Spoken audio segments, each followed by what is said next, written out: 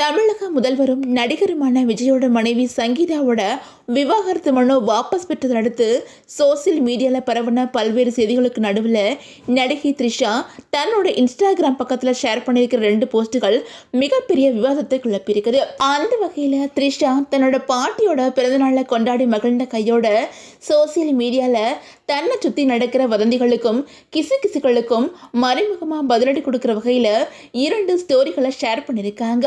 அதில் முதல் ஸ்டோரியில் இந்த வயசுலையும் தேவையில்லாமல் ட்ராமா பண்ணுறது ரொம்பவே அசிங்கமாக இருக்குது, போய் ஒழுங்கா 4 காசு சம்பாதிக்கிற வழியை பார்த்துட்டு மன நிம்மதியை தேடுங்க அப்படின்னு சொல்லியிருக்காங்க. அதாவது த்ரிஷா பற்றி யூடியூப் சேனல்லையும் சோசியல் மீடியாலையும் வதந்திகளையும் கதைகளையும் பரப்பிக்கிட்டு இருக்கிற நபர்களுக்கும் நெட்டிசன்களுக்கும் தான் த்ரிஷா இந்த நோஸ்கட் பதிலை கொடுத்துருக்குறாங்க அப்படின்னு சொல்லியிருக்காங்க.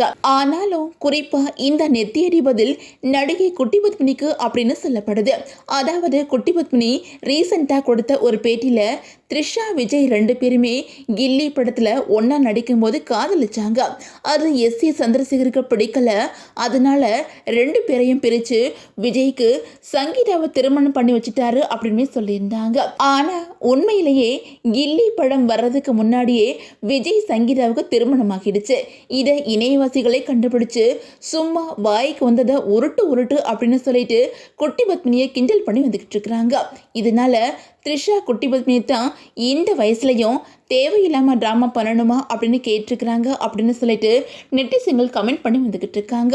அது மட்டும் இல்லாமல் த்ரிஷா இன்னொரு போஸ்ட்டில் என்ன சொல்லியிருக்காங்க அப்படின்னா, ஒரு காலத்தில் நாம் எதுக்காக இறைவன்ட்ட பிரார்த்தனை பண்ணினோமோ அதே வாழ்க்கை இப்போ நமக்கு கிடச்சி அதில் நாம் மகிழ்ச்சியில் மூழ்கி இருக்கிறது எவ்வளோ பெரிய பாக்கியம் அப்படின்னு பதிவிட்டிருக்காங்க.